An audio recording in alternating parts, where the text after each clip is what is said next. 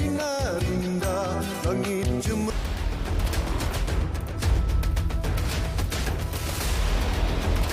Assalamualaikum, salam Malaysia Madani Kanta 744 Syawal 1444 Hijrah dimulakan dengan rangkuman berita-berita utama hari ini dan rinciannya dalam segmen Esensi.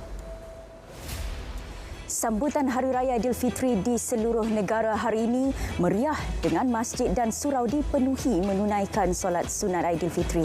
Perayaan kali ini dalam tempoh 3 tahun tidak ditetapkan sebarang SOP khas yang di-Pertuan Agong Al-Sultan Abdullah Riayatuddin Al-Mustafa Billah Shah dan Raja Pemaisuri Agong Tunku Azizah Aminah Maimunah Iskandariah berkenan menunaikan solat sunat Aidilfitri di Masjid Negara diiringi Perdana Menteri. Baginda berdua kemudiannya berkenan berangkat ke majlis santapan Hari Raya Aidilfitri di Istana Negara.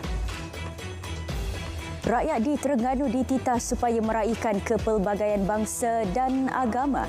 Toleransi antara kaum perlu dikekalkan serta saling menghormati antara satu sama lain. Kepelbagaian bangsa dan agama yang terjalin adalah sesuatu yang bukan mudah untuk dileraikan. Kunjung mengunjungi dan ziarah menziarahi dapat mewujudkan kegembiraan sesama keluarga, sahabat handai dan jiran. Ia bertepatan dengan tujuan Hari Raya yang Allah Subhanahu Wa Taala perintahkan kepada hamba-Nya untuk diraikan dengan penuh rasa syukur dan gembira. Golongan kurang berkemampuan dan mereka yang berada di pusat-pusat pemulihan serta kesihatan juga tidak dilupakan. Mood serta sokongan rakyat terhadap kerajaan perpaduan yang diterajui Perdana Menteri Datuk Seri Anwar Ibrahim dalam mentadbir negara ini amat positif.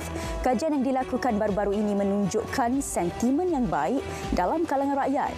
Namun kerajaan tidak boleh leka dan dibuai mimpi walaupun rakyat menyokong usaha kerajaan ketika ini. Inflasi berkurangan kepada 3.4% membuktikan kerajaan berjaya kawal peningkatan harga barang. Kerajaan perpaduan akan terus mengatur langkah dalam memastikan kos sara hidup rakyat terkawal. Pendekatan bersifat membantu rakyat memberi kesan positif apabila peningkatan kadar inflasi lebih rendah berbanding 2022 direkodkan. Setakat bulan lalu, kadar inflasi 3.4% direkodkan. Pelbagai inisiatif dilakukan, antaranya program Rahmah berjaya menyumbang kepada kadar inflasi negara. Malaysia di landasan tepat memastikan kesiapsiagaan negara menghadapi bencana alam. Aspek penambahbaikan dibuat dari segi pengurusan maklumat dan komunikasi serta kesedaran mengenai risiko dan keperluan menghadapi bencana di setiap peringkat. Pada belanjawan 2023, 150 juta ringgit disalurkan kepada NADMA. Ia bagi menambah baik keperluan aset, sistem amaran dan bantuan bencana kepada rakyat yang terkesan. Penemuan baru berkaitan tumbuh-tumbuhan berjaya dilakukan di Sarawak. Ia dijangka memanfaatkan sektor tenaga hijau dan perubatan untuk jangka masa panjang. Dapatan kajian penemuan berkenaan akan diumumkan awal bulan depan sebelum persidangan DUN Sarawak ke-19. Tumbuhan tersebut berkemungkinan hanya boleh didapati di bumi kenyalang. Kajian itu berhubung kait dengan keadaan cuaca serta iklim di Malaysia. Usaha untuk mendapatkan lebih banyak dana bagi pembinaan rumah kos rendah di Sabah akan dilakukan. Ia sebagai salah satu langkah bagi menangani isu kekurangan rumah kos rendah di negeri itu.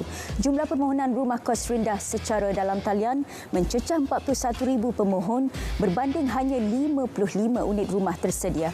227 unit rumah lagi masih dalam pembinaan yang dijangka siap dalam tempoh 2 hingga 3 tahun akan datang. Sejumlah 22.6 juta biji telur diedar melalui 369 outlet pemasaran Fama di seluruh negara sejak November lalu. Ia termasuk sejumlah 349,500 biji telur yang diedarkan di 52 outlet Fama sebagai langkah intervensi bagi menampung permintaan yang tinggi di Kelantan. Program jualan agro madani juga dianjurkan di Kelantan meliputi 30 lokasi sepanjang bulan Ramadan melibatkan jualan komoditi termasuk telur, ayam dan ikan. Langkah proaktif Fama adalah bagi meningkatkan pemasaran agro makanan negara. Ini khususnya komoditi telur ayam bagi keperluan pasaran domestik. Hari pertama sambutan Aidilfitri menyaksikan aliran trafik di lebuh raya utama lancar dan terkawal. Jurucakap Lembaga Lebuh Raya Malaysia LLM ketika dihubungi berkata bilangan kenderaan tidak menunjukkan sebarang peningkatan dan tiada kemalangan yang menyebabkan laluan di lebuh raya ditutup. Orang ramai boleh mendapatkan maklumat trafik terkini menerusi talian bebas Tol Plus Line atau LLM seperti tertera. Aliran trafik di dua pintu masuk sempadan negara melalui Tambak Johor dan link kedua terkawal. Aliran trafik di 47 lokasi titik panas kesesakan jalan raya yang dikenal pasti di Johor juga berjalan lancar. 2 juta kenderaan dijangka memasuki Johor dan akan berlaku kesesakan luar biasa di dua pintu masuk sempadan Malaysia-Singapura. 700 pegawai dan anggota trafik akan terus membuat pemantauan di jalan-jalan utama seluruh negeri termasuk di QBSI dan KSAB serta 27 lokasi titik panas kemalangan. Penerusan inisiatif PAS Perjalanan Bulanan Mai 50 untuk kegunaan perkhidmatan rel dan bas di Lembah Kelang disambut baik. Ini kerana ia menjimatkan kos dan memudahkan perjalanan di sekitar ibu negara. PAS Mai 50 merupakan satu bentuk galakan kepada orang ramai menggunakan pengangkutan awam berbanding kenderaan sendiri. Penceramah tempatan dari luar Melaka atau luar negara yang ingin menyampaikan dakwah perlu mendapat kebenaran khas dari Majlis Agama Islam Melaka. Ia adalah sebagai langkah pengawalan dalam memastikan penceramah yang datang tidak membawa elemen perpecahan dan perselisihan. Penceramah luar negara juga perlu mengemukakan permohonan dalam masa yang perlu menyertakan biodata serta sejarah perjalanan masuk ke Malaysia secara sah. Bagi penganjur pula, mereka perlu mengemukakan permohonan sekurang-kurangnya 2 minggu sebelum penganjuran sebarang majlis. Maklumat tular yang menyatakan polis Ipoh menghalang penganut Hindu menunaikan sembahyang hajat sempena perayaan Idugatu Kaliaman Buntung adalah tidak benar dan berunsur fitnah. Penulisan di WhatsApp itu berniat jahat dengan tujuan menjatuhkan kredibiliti polis daerah Ipoh. PDRN Ipoh hanya memberi nasihat dan meminta kerjasama untuk menangguhkannya kerana bertembung dengan tarikh hari raya. Ia akan meningkatkan aliran trafik dan menyebabkan kesesakan serta risiko kemalangan. Pihak polis tiada halangan terhadap sebarang aktiviti keagamaan. Dalam kemeriahan menyambut Syawal, orang ramai diingatkan kekal menjaga kebersihan dan mematuhi langkah pencegahan bagi mengelak penularan COVID-19. Wartawan Ravin Sanmuga meninjau di sekitar ibu kota. Tinjauan RTM mendapati orang ramai sentiasa mengamalkan langkah pencegahan, kekal memakai pelitup muka, kerap membasuh tangan dan menjaga kebersihan menjadi amalan. As long as we are vaccinated, we just take care of the distance, make sure that orang-orang yang batuk semua tu kita jangan pergi dekat lah. Bila kita pergi untuk majlis keramaian macam ni perayaan, you can't avoid, no? Because family members, friends semua ada kan. So, kita just jaga-jaga. Bila kita dah makan tu, sebelum makan, selepas makan cuci tangan, jaga kebersihan. Itu je maksimum kita boleh buat. Rasanya saya kurang melawat ke rumah-rumah. Itu? Ya. Okey, Sebab macam mana? Sebab ramai lately. Sebab lately pun office saya pun baru-baru ni ada agak yang kena. So saya ambil langkah jaga dengan kurang sikit lah untuk mengelak. Macam kalau saya pembawa, saya risau kena kat orang lain lah. Minimize to be there lah. Minimize lah. As in going there, once it's done, I chow lah. Kalau pergi open house pun pakai mask macam biasa lah. Bila makan je buka, lepas tu pakai balik. Saya keep distance saya lah dengan orang lain. Itu je yang paling baik yang saya boleh buat. Saudara, pastikan anda mengambil langkah berjaga-jaga sepanjang tempoh sambutan Aidilfitri ini. Langkah berkenaan akan membantu menangani penularan wabak COVID-19. Selama menyambut Hari Raya Aidilfitri, maaf zahir dan batin. Ravin Sanmuga, RTM. Tugas dan tanggungjawab sentiasa diutamakan. 88 jururawat Hospital Pakar KPJ Johor Baru menyambut Aidilfitri bersama pesakit. Walaupun tidak dapat beraya bersama keluarga, mereka tetap gembira meraihkan Aidilfitri bersama rakan setugas sambil merawat dan menjaga pesakit. Di Hospital Tunku Azizah pula, jururawat diraih dalam majlis sambutan Aidilfitri. Sungguh pun perasaan sayu tidak dapat beraya bersama keluarga. Mereka akui fokus terhadap pesakit diutamakan. Malah tiada yang lebih menggembirakan hati seorang jururawat melainkan dapat melihat pesakit yang dirawat kembali sihat dan menjalani kehidupan seperti biasa. Seramai 12 bayi dilahirkan di Hospital Tunku Azizah HDA Kuala Lumpur hari ini seiring sambutan 1 Syawal. Setakat jam 2 petang tadi, seramai 6 bayi lelaki dan 6 bayi perempuan dilahirkan di HDA. 9 daripadanya berbangsa Melayu, manakala masing-masing 1 Cina, Iban dan Indonesia. Anugerah Syawal itu pastinya amat bermakna bagi ibu bapa masing-masing yang menyambut kehadiran orang baharu dengan penuh kegembiraan dan rasa syukur. 200 penghuni Anjung Kembara Pusat Transit Gelandangan teruja apabila ditawarkan pekerjaan. Badan Bukan Kerajaan Institut On Jaafar IOJ mengumumkan perkara itu dalam program Jom Raya Bersama PTG hari ini. Usaha tersebut mendapat kerjasama Citadines Depulse dan Foxlight Escort Malaysia. Aidilfitri disambut meriah di seluruh dunia. Di Indonesia, Aidilfitri disambut pada Sabtu. Ribuan warganya menunaikan solat sunat Aidilfitri di tempat terbuka menandakan hari pertama sambutan.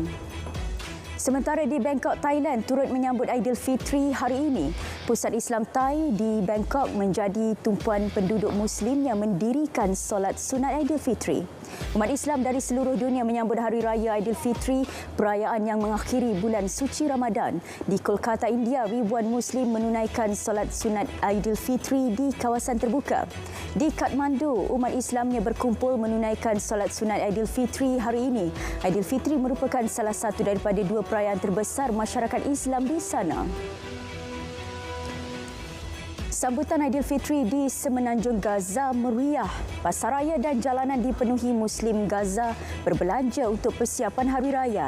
Sebahagian besar penduduk Gaza memilih berbelanja di gerai kecil dan murah. Menurut Pertubuhan Bangsa Bersatu PBB, lebih 80% penduduk Gaza bergantung kepada sumbangan kemanusiaan. Walaupun kuasa membeli mereka semakin kecil, mereka kekal menyambut Aidilfitri dengan penuh kegembiraan dan kebahagiaan. Masjid Biru Istanbul dibuka sepenuhnya pada Jumaat pada hari pertama Muslim menyambut Aidilfitri di Turkiye. Usaha pemulihan masjid ini dilakukan sejak 2018. Presiden Turkiye Recep Tayyip Erdogan yang hadir ke majlis pembukaan semula menyifatkan Masjid Biru sebagai salah satu simbol terpenting di Istanbul. Masjid dikenali sebagai Sultan Ahmed Kami ini dibina Sultan Ahmed I pada tahun 1609 hingga 1616. Ia adalah satu-satunya masjid yang mempunyai 6 menara. Orang Eropah memanggilnya Masjid Biru kerana kecantikan binaan dengan jubin biru, hijau dan putih. Lebih 400 terbunuh dan kira-kira 3,500 yang lain cedera dalam insiden pertembungan tentera Sudan dengan Rapid Support Forces. Kementerian Kesihatan Sudan mengesahkan perkara itu. Paling ramai mangsa direkodkan di Khartoum dengan 130 kematian dan 1,900 mangsa cedera. Sudan menyaksikan pertembungan paling dahsyat sejak 15 April lalu dengan kedua-dua pihak saling menuduh bertanggungjawab ke atas konflik.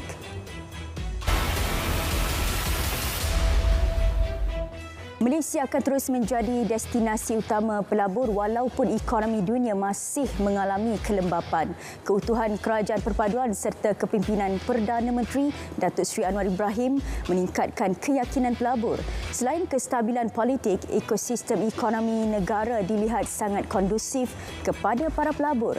Malah lawatan Datuk Seri Anwar ke luar negara turut membawa pulang nilai pelaburan yang tinggi serta memberi impak positif kepada pertumbuhan ekonomi negara.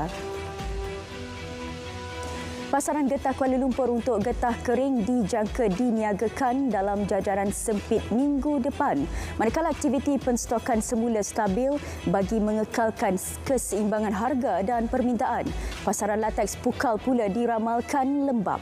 Aktiviti pengeluaran dan perdagangan getah tempatan juga akan terjejas berikutan laporan mengenai kualiti udara yang turun ke tahap tidak sihat di bahagian tertentu di Malaysia.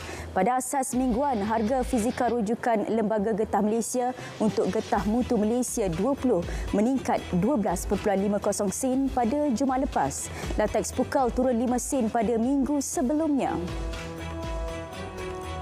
Proton akan mempercepat penghasilan kenderaan elektrik EV pertama negara. Pengeluar kereta nasional itu merancang untuk memperkenal model pertama pada 2025 berbanding perancangan awal pada 2027.